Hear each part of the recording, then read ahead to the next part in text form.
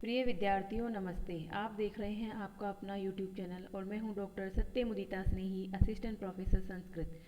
आज हम BA द्वितीय वर्ष के संस्कृत साहित्य विषय के पाठ्यक्रम का परिचय प्राप्त करेंगे। जैसा कि आपको पता ही है कि इसमें 2 प्रश्न पत्र शामिल होते हैं। प्रथम प्रश्न पत्र 100 अंक का होता है और द्वितीय प्रश्न पत्र भी 100 अंकों का होता है।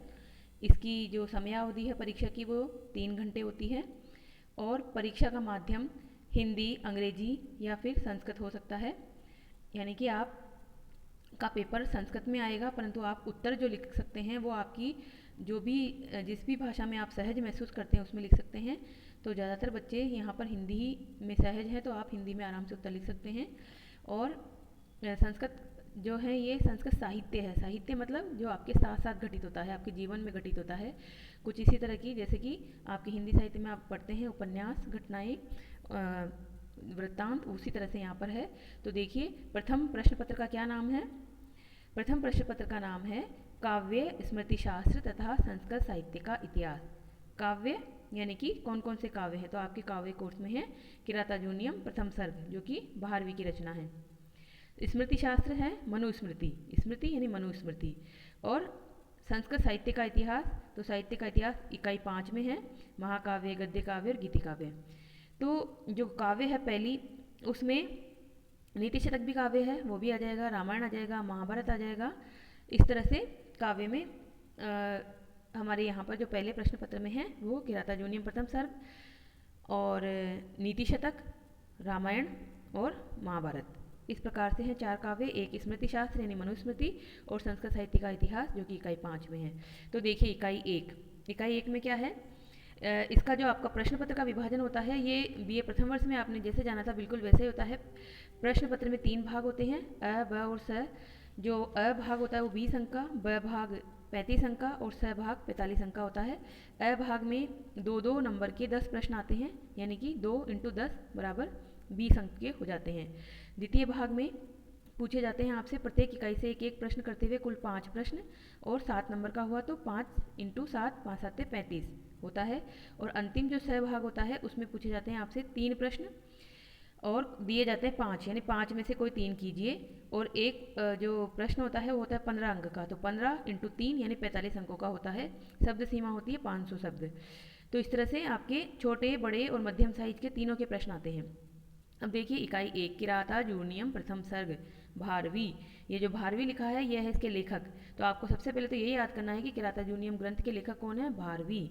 और आपके कोर्स में कौन सा पार्ट है उसका, प्रथम सर्ग। किरातार्जुनीयम 18 सर्गों का एक महाकाव्य है। उसमें किरात और अर्जुन 2 पात्र हैं मुख्य, उनके आधार पर इसका नाम रखा गया है। किरात वेशधारी जो शिवजी हैं वो है, और अर्जुन यानी कि जो महाभारत में अर्जुन है उसकी इसमें कथा है। अर्जुन जब वनवास में होते हैं तब वह शिव की आराधना करके उनसे उनका पाशुपत अस्त्र प्राप्त करते हैं। इस तरह पाशुपत अस्त्र प्राप्ति इस महाकाव्य का फल है और सर्गों में बंद होता है महाकाव्य।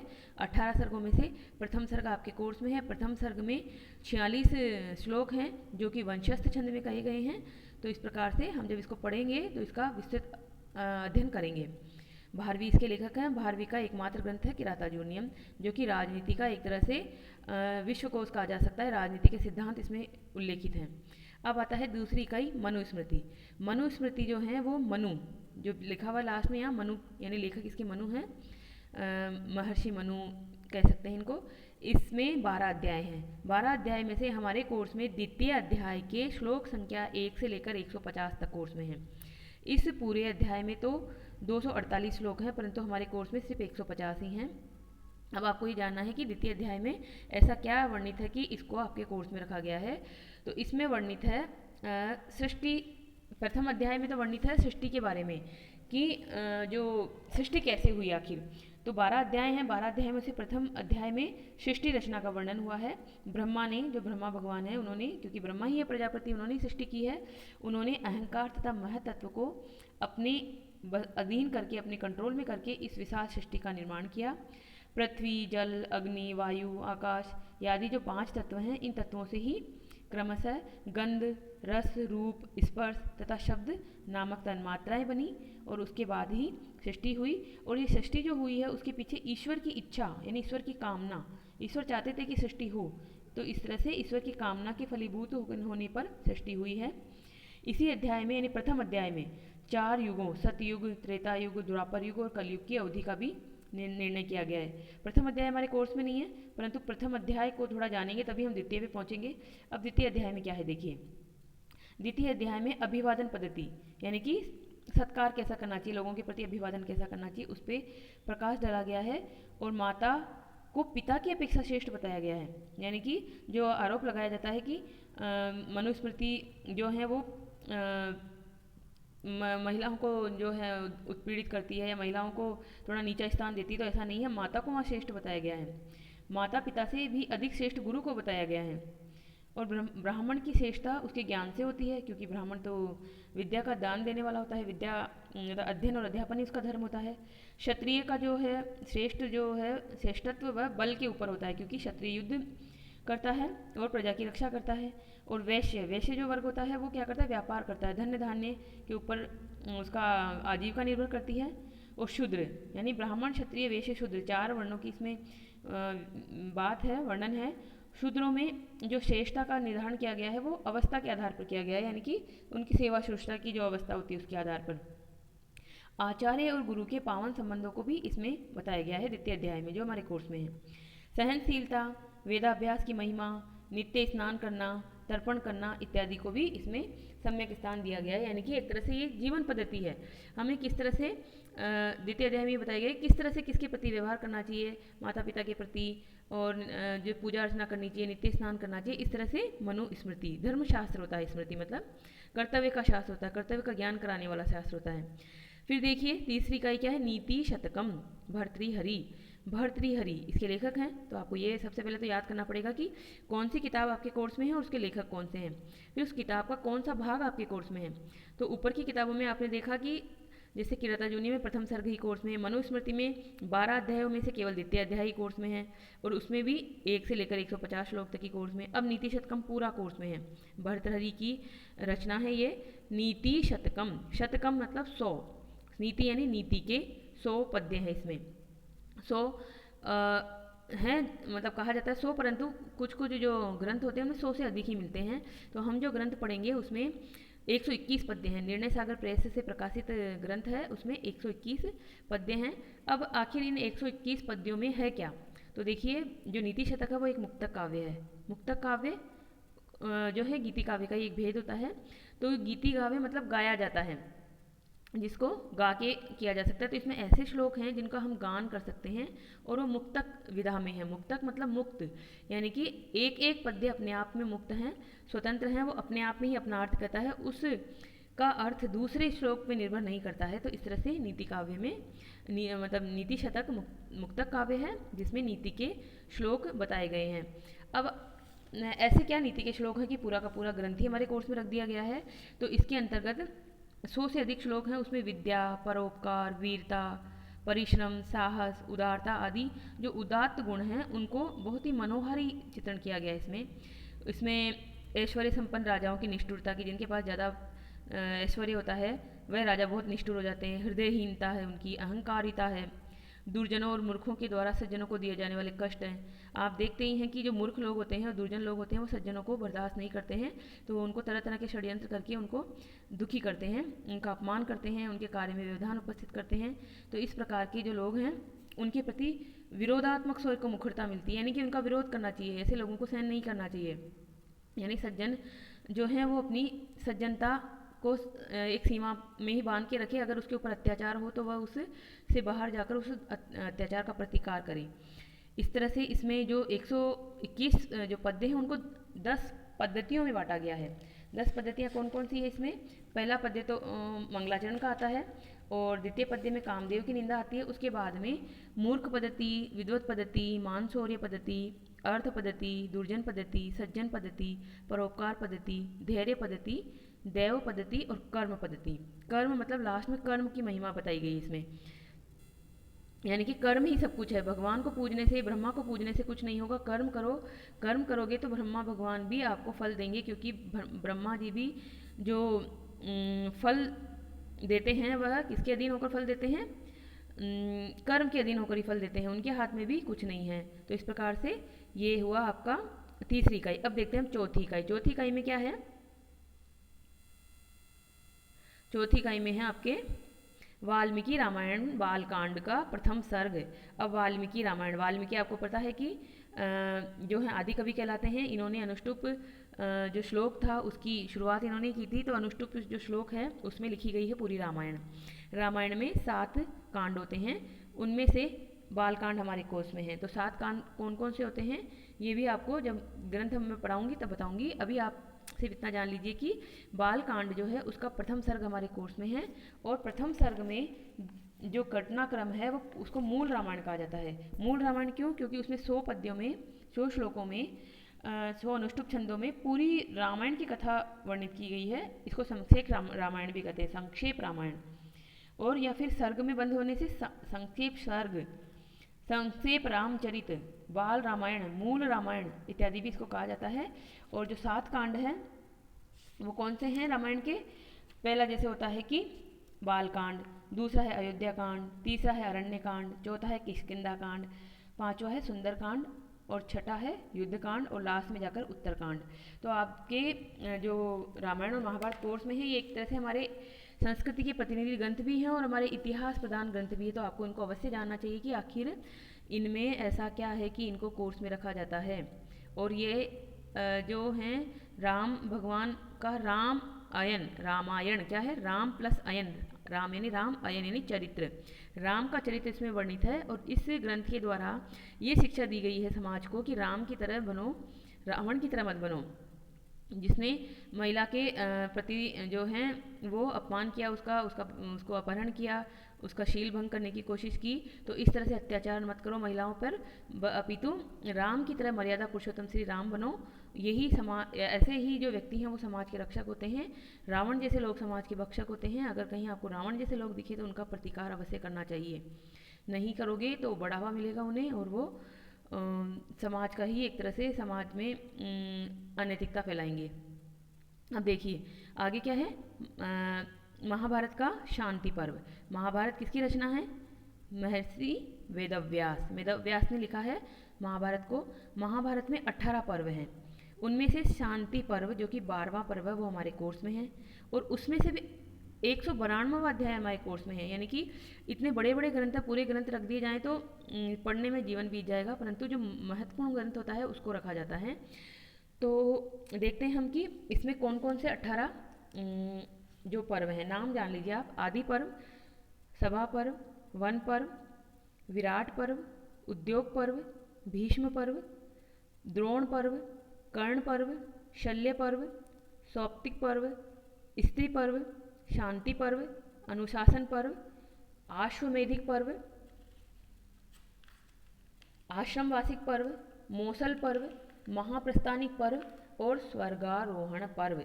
ये जो 18 में मैंने बोले इनको आप 6 करके याद कर लीजिएगा। 6 को तीन जोड़ों में बना लीजिएगा। 6 इंटू 6 यानी कि 18 आपको याद हो जाएंगे। अब देखिए आपको शांति पर्व में आखिर क्या घटनाक्रम है। तो शांति पर्व में क्या है कि नारद जो है, महर्षि नारद, वो युधिष्ठिर को बताते हैं कि ये जो कर्ण है वो आपका ही भाई है।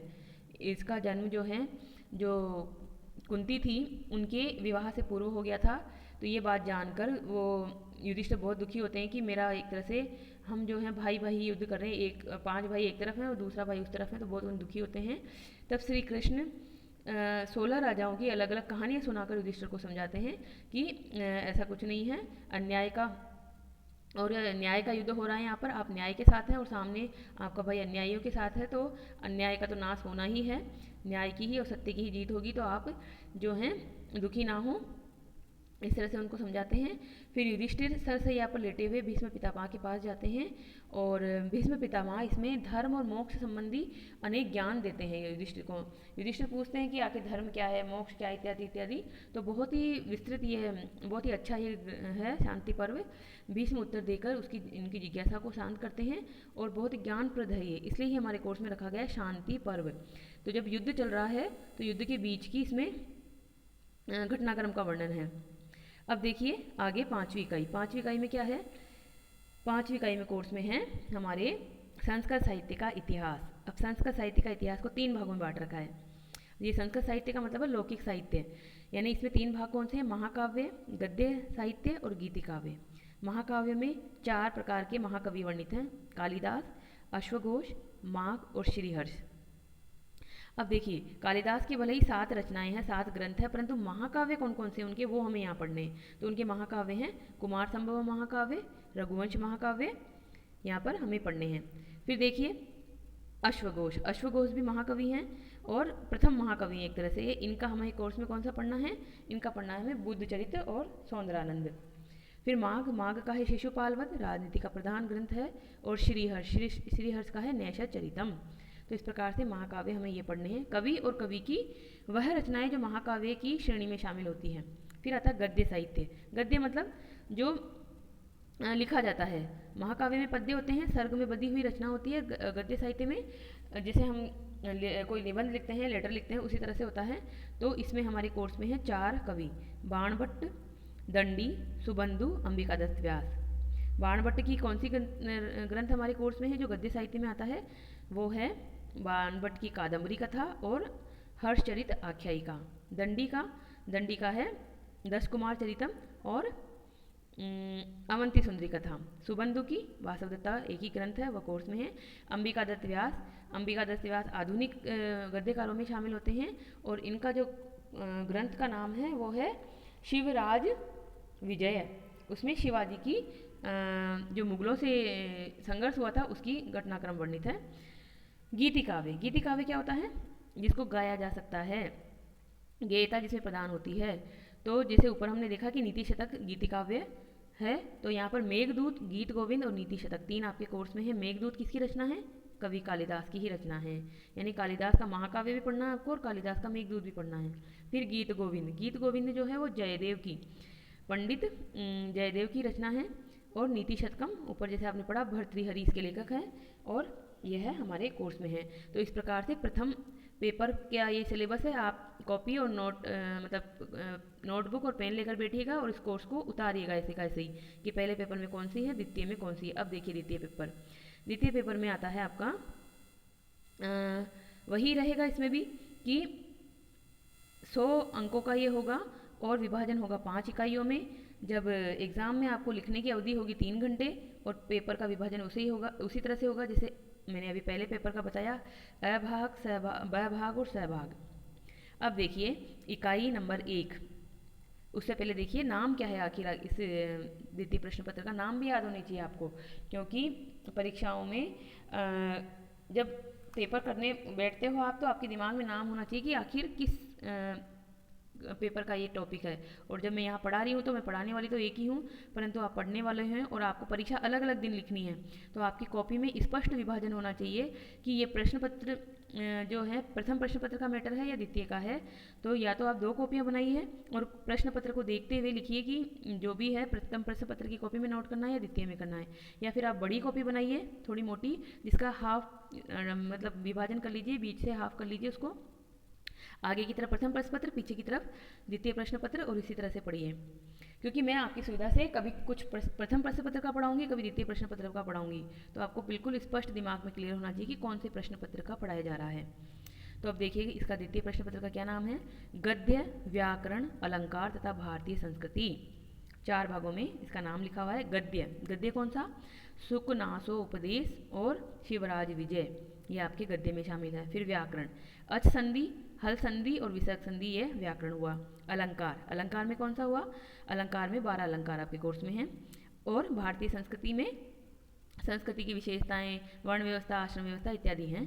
तो अब देखते हैं हम पहली इकाई, सुक नासो उपदेश, ब्रैकेट में क्या लिखा हुआ है? कादम्बरी, और फिर लिखा हुआ है बाणभट्ट, यानी कि सुकनासो उपदेश बाणभट्ट की रचना है। जब पीछे की तरफ नाम लिखा होता है वो उसके रचनाकार हैं।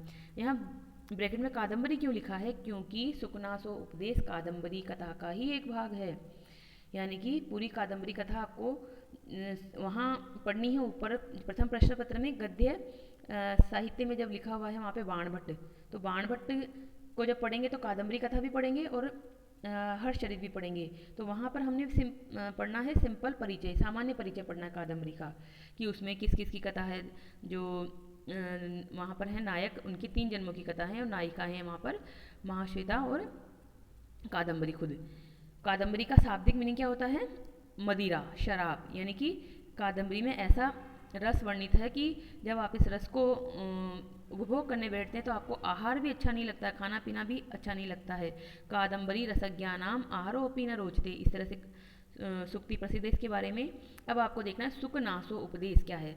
सुकनास प्लस उपदेश, सुकनास के द्वारा दिया गया उपदेश। सुकनास कौन है?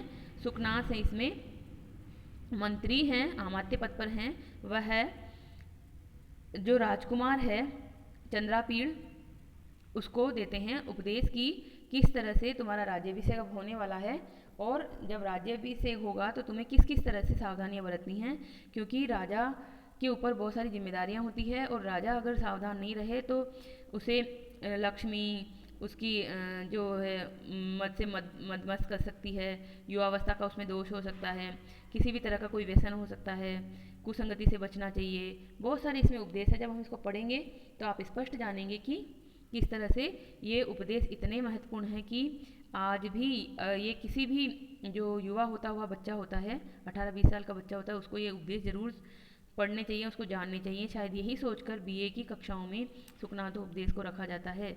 इसका जो ज्ञान है अगर आप एक बार पाएंगे और अपने जीवन में उतार लेंगे तो आपका जीवन सही दिशा में जाएगा, बिल्कुल भी आप भटकेंगे नहीं। कभी भी आपको जो ऐश्वर्य का मद या जो सुंदरता का या फिर किसी भी तरह का कोई घमंड है वो नहीं होगा और आप बुरे जो व्यसन हैं, बुरी जो चीज़ें हैं, आदतें हैं, उनसे बचे रहेंगे। तो इस प्रकार से कादम्बरी सुकनासोपदेश में यही वर्णित है। फिर हम देखते हैं शिवराज विजय। शिवराज विजय में क्या है, इसके लेखक कौन है पहले तो ये ध्यान रखिए, तो अंबिका दत्त व्यास।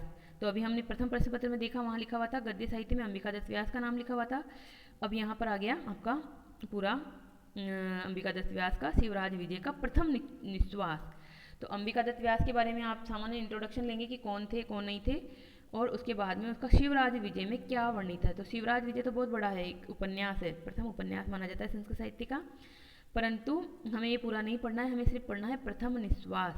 प्रथम निश्वास में उस तरह के घटनाक्रम है कि जैसे मुगल हमारे उस समय 1857 की जो 57-58 का जो समय है, औरंगजेब का जो समय है, उस समय मुगल भारत पर अपना इस्लाम धर्म प्रचारित करना चाहते हैं, बहुत अत्याचार करते हैं, लोगों को ज़बरदस्ती इस्लाम में परिवर्तित करते हैं। तो उस समय शिवाजी जो कि हमारे एक तरह से हिंदू सम्राट के रूप में प्रसिद्ध हैं, वह उसका प्रतिकार करते हैं और प्रतिकार करके वो अपने हिंदू धर्म की रक्षा करते हैं। इस तरह का इसमें वर्णन है। प्रथम निश्वास हमें पढ़ना है, पूरा नहीं पढ़ना है। राष्ट्रवादी ये ग्रंथ है, राष्ट्रीय चेतना का जगाने वाला ग्रंथ है, पूरे राष्ट्र को यानी भारत को एकीकरण कर देने वाला ये ग्रंथ है।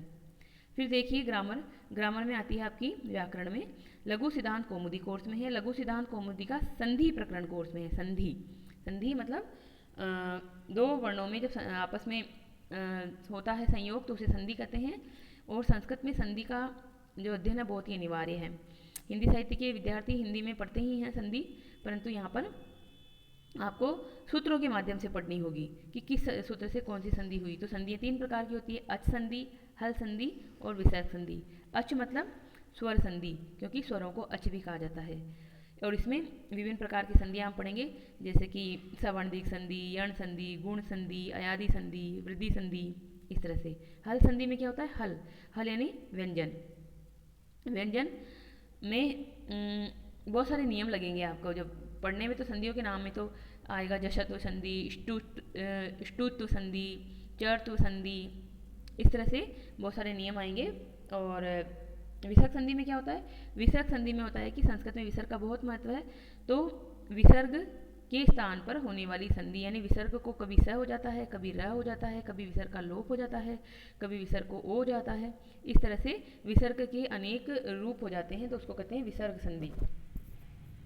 तो इस प्रकार से यह है हमारा इकाई नंबर 3 में है अच संधि। अच संधि बहुत महत्वपूर्ण है क्योंकि उसके बहुत सारे विभाग हैं। लघु सिद्धांत कौमुदी के अनुसार है।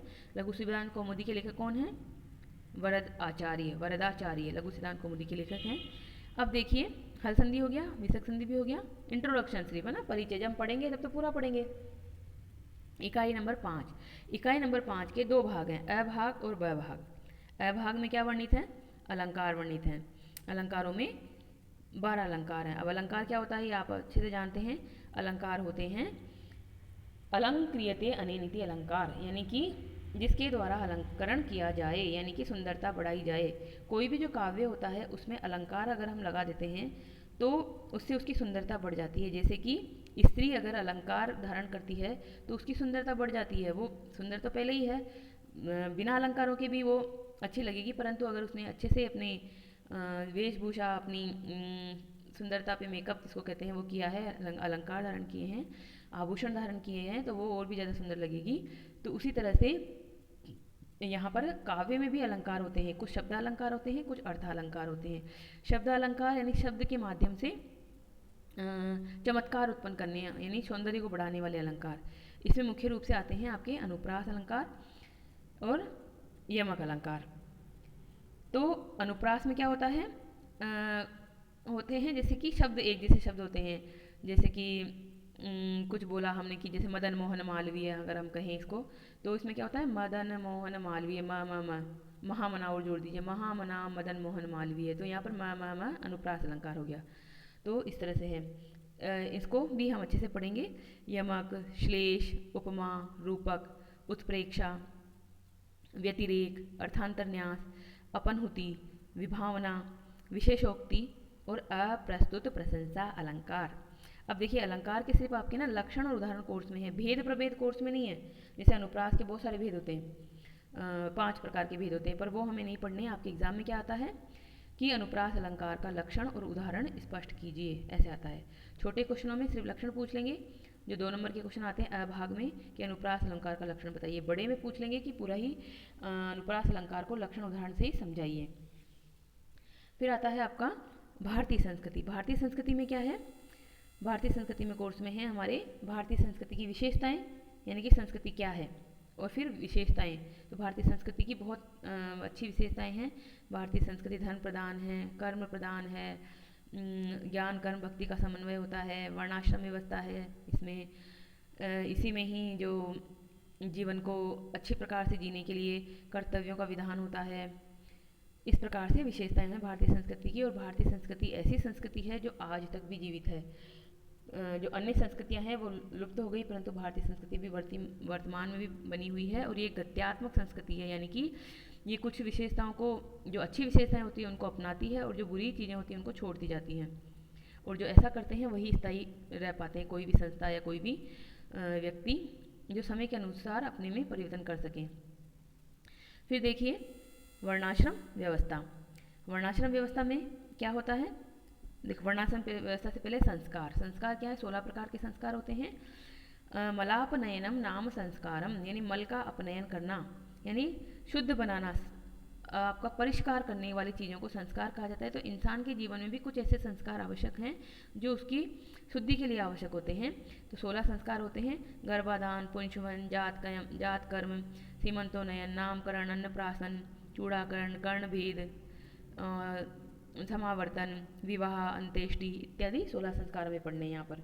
वर्ण व्यवस्था। वर्ण व्यवस्था में क्या होता है? 4 प्रकार के वर्ण हैं, ब्राह्मण, क्षत्रिय, वैश्य और शूद्र। इनके बारे में जानना है, इनका महत्व जानना है पूरा डिटेल में। आश्रम व्यवस्था। आश्रम क्या होती है? जहाँ पर आकर सारा श्रम आपका जो है वो विश्राम प्राप्त कर ले, यानी कि शांति मिले आपको। इस तरह से आश्रम शब्द का है, और इसमें श्रम को विभाजित किया गया है। जब जीवन हमारा 100 वर्ष का होता है तो उसको 4 भागों में बांटकर ब्रह्मचर्य आश्रम, गृहस्थ आश्रम, वानप्रस्थ आश्रम और संन्यास आश्रम 4 भागों में बांटा गया है कि इन 4 आश्रमों में हमें किस प्रकार के कर्म करने चाहिए। 25-25 वर्ष की अवधि होती है, 0 से मतलब जन्म से 25 वर्ष तक, फिर 25 से 50, फिर 51 से 75 और 76 से 100। इस प्रकार से 4 भागों में बांटा जाता है। पुरुषार्थ चतुष्टय। पुरुषार्थ क्या होते हैं? मनुष्य पुरुष ही अर्थ है पुरुषार्थ, जिनके लिए मनुष्य कर्म करता है वो पुरुषार्थ होते हैं। धर्म, अर्थ, काम, मोक्ष 4 प्रकार के पुरुषार्थ हैं। तो इसमें हम इसको विस्तृत रूप से पढ़ेंगे कि यह जीवन में कब कब हमें प्राप्त करनी चाहिए, यानी कि आश्रम व्यवस्था से जुड़े हुए होते हैं पुरुषार्थ भी, कि जीवन की कौन सी अवस्था में हमें कौन से पुरुषार्थ को पाना चाहिए। और जब हम पुरुषार्थ करते हैं तो हमें अन्य पुरुषार्थों का भी ध्यान रखना चाहिए, यानी कि जब हम काम पूर्ति करें तो धर्म पूर्वक काम पूर्ति हो, जब हम अर्थ उपार्जन करें, पैसा कमाएं, तो वो भी धर्म पूर्वक हो। यानी कि ऐसा नहीं कि हम गलत साधनों से पैसा कमा रहे हैं, गलत काम कर रहे हैं और फिर उससे कर रहे हैं, तो वो आपका जो है अच्छा फल नहीं देगा, वो आपको बुरा फल ही देगा। फिर देखिए आगे, पुराकालीन भारतीय शिक्षा पद्धति, प्राचीन समय की शिक्षा पद्धति के बारे में हमें इसमें पढ़ना है कि वो शिक्षा पद्धति कैसी थी। तो प्राचीन समय में गुरुकुल शिक्षा पद्धति हुआ करती थी। उसमें समस्त विद्यार्थी अपनी शिक्षा प्राप्ति तक, यानी 25 वर्ष की अवस्था तक गुरुकुलों में रहते थे और वहीं पर गुरु की सेवा करते हुए अपने आत्मनिर्भर शिक्षा पद्धति हुआ करती थी। यानी कि गुरुकुल जो है वहीं पर उनका जो भी भोजन, खेती और जितनी भी आवश्यकताओं की चीज़ें वो खुद ही अपना उत्पन्न करते थे। और आपको पता ही है कि तक्षशिला गुरुकुल, नालंदा गुरुकुल और बहुत तरीके से गुरुकुल प्रसिद्ध रहे हैं, जो बाद में आक्रमणकारियों के द्वारा नष्ट कर दिए गए। ये भी हमारी भारतीय संस्कृति के एक तरह से बहुत ही पुरोधा गुरुकुल रहे हैं। इन्होंने भारतीय संस्कृति की रक्षा भी की और भारतीय संस्कृति को आगे भी बढ़ाया। तो इस प्रकार से ये द्वितीय पेपर का कोर्स है। तो आप दोनों प्रश्न पत्रों को, प्रथम प्रश्न पत्र, दोनों प्रश्न पत्र को सबसे पहले एक अच्छी सी कॉपी लेंगे, नई कॉपी, फ्रेश कॉपी, उस पर लिखेंगे आपका नाम, कक्षा और विषय, और फिर उसके दूसरे पन्ने पर आप लिखेंगे सिलेबस। पहले पन्ने पर पहले प्रथम पत्र का सिलेबस और दूसरे पन्ने पर दूसरे प्रश्न पत्र का सिलेबस। और अगर आप 2 कॉपियाँ बनाते हैं तो एक कॉपी में पहला प्रश्न पत्र का पाठ्यक्रम और दूसरी कॉपी में दूसरे प्रश्न पत्र का पाठ्यक्रम। और प्रतिदिन आपको जितना पढ़ाया जा रहा है उसको आप पढ़ेंगे और कॉपी में नोट करेंगे। किस कॉपी से किस प्रश्न पत्र से संबंधित है वो आपको टॉपिक के ऊपर दिखा दिया जाता है। वहाँ स्पष्ट लिखा होता है कि जैसे BA प्रथम वर्ष या BA द्वितीय वर्ष कौन सी यूनिट का कौन सा पेपर का ये टॉपिक है। तो इस प्रकार आप उसका फ़ायदा उठाइए। हम आपके लिए बिल्कुल अपनी पूरी मेहनत से लगे हुए हैं, आप उसका फ़ायदा उठाइए।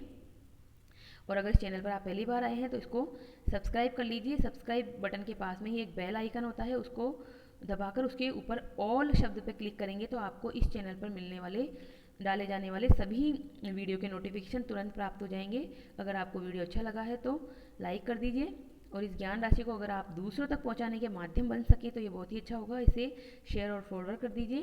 किसी भी तरह का कोई आपका सुझाव हो तो यूट्यूब में जाकर कमेंट बॉक्स में अवश्य लिखें और हम आपके सुझावों के अनुकूल निरंतर सुधार करने का प्रयास करते हैं। और कल फिर मिलेंगे। धन्यवाद। जो पढ़ाया गया है उसका जिस तरह से आपको निर्देश मिल रहे हैं उस तरह से अक्षर से पालन कीजिए। ये वीडियो आपके लिए बहुत बहुत उपकारी सिद्ध होंगे, ये मेरा विश्वास है। धन्यवाद। कल फिर मिलेंगे।